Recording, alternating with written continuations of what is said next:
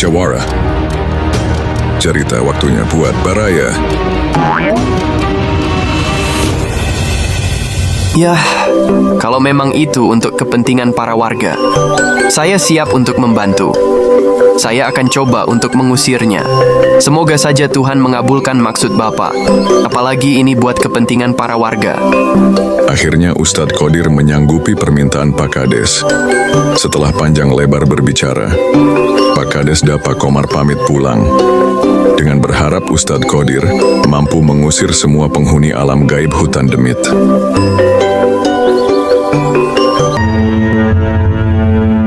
Diceritakan di alam siluman, raja penguasa hutan demit yang bernama Raja Durborokhulu waktu itu sedang berbincang dengan patihnya yang bernama Patih Olokejo. Mereka dikejutkan dengan kedatangan Ustadz Qadir yang tiba-tiba sudah berada di hadapannya. Hei manusia, kenapa kamu bisa datang ke tempat ini? Kedatangan saya ke sini, ada hal yang mau saya rundingkan dengan sang raja kalian. Hal penting apa yang akan kamu bicarakan manusia? Jadi rencananya, tempat ini akan dijadikan lahan perkebunan warga. Kalian semua penghuni hutan demit harus segera pindah. Tinggalkan tempat ini. Lancang sekali. Beraninya kamu bilang begitu manusia. Kami sudah lama berada di sini. Belum pernah ada yang berani mengusik tempat kami. Sekalipun sebangsa kami pun, tidak ada yang berani mengusik tempat ini. Kalau saya tetap memaksa, gimana? Tidak bisa. Kalau masih bersikeras jangan salahkan saya. Saya tidak segan-segan untuk membunuhmu, manusia. Jangan banyak diajak bicara. Manusia lancang kayak gini harus segera dibereskan. Ayo, cepat buhu, Patih Olokejo. Singkirkan manusia ke barat ini. Si Patih Olokejo langsung melancarkan serangannya ke arah Ustadz Qadir.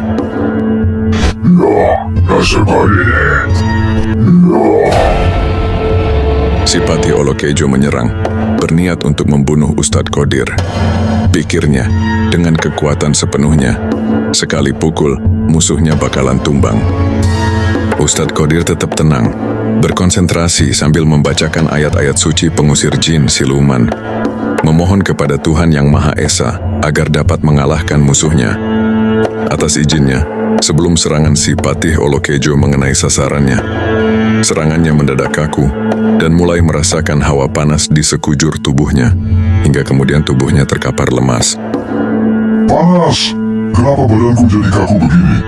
Lemas tidak bisa bergerak. Hentikan, manusia! Melihat si Patih Olokejo terkapar lemas, si Raja Durborokhulu menyerang ke arah Ustadz Qadir.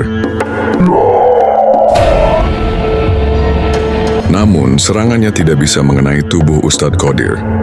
Sama halnya seperti si Patih Olokejo, badannya merasakan panas dan kaku, hingga akhirnya terkapar lemas. Hentikan manusia! Sudah, aku menyerah. Tapi ingat, saya hanya kalah sama kamu. Kalau kamu sudah tidak bertanggung jawab lagi, saya akan ambil manusia yang sudah bikin rencana ini. Sekarang saya akan turuti mauanmu. Semua penghuni hutan demit akan pergi pindah dari tempat ini. Ingat, yang tadi saya katakan, cepat pulihkan lagi tenaga kami, dan serega tinggalkan tempat ini. Baiklah kalau begitu, saya akan pergi. Keesokan harinya Ustadz Qadir memberitahukan kepada Pak Kades bahwa semua penghuni hutan demit sudah pergi, pindah dari tempat itu. Mendengar cerita Ustadz Qadir, Pak Kades merasa senang. Semua rencananya akan bisa terlaksanakan.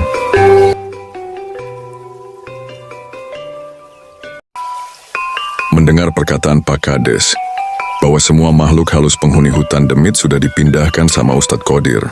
Banyak lagi warga yang pergi ke hutan itu untuk mencari kayu bakar. Kini hutan itu tidak lagi angker. Dan benar saja di hutan itu kini sudah tidak suka terdengar lagi suara-suara aneh. Tidak lama kemudian hutan itu mulai dibersihkan warga untuk dijadikan lahan perkebunan.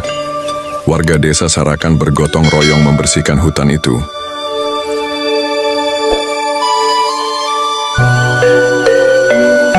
Panen pertama hasilnya cukup menguntungkan. Warga mengumpulkan hasil kebunnya untuk dijual. Sebenarnya saya kurang setuju atas keputusan Pak Kades. Memangnya kenapa? Kan lahan kebun ini sangat luas.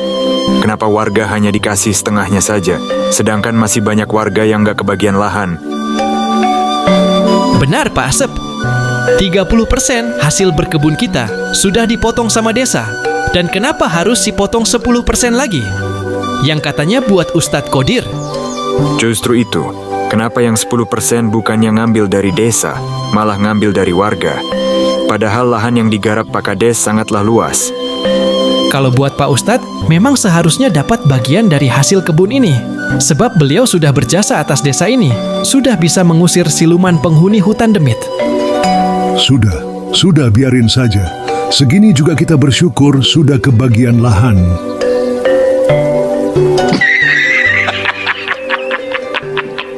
Lumayan juga hasil panen pertama ini. Harus digimanain uang ini ya? Pakai buat DP beli mobil saja. Ntar juga dapat lagi uangnya. Mendingan dipakai buat DP. Beli mobil saja ya. Mobilnya jangan dibawa ke sini. Simpan saja di si makmur adik saya. Kalau buat pemasukan ke desa, yang 30% dari warga juga sudah cukup. Buat Ustadz Qodir sudah ada 10% dari warga. Jadi uang hasil kebun ini masuk ke kantong saya saja.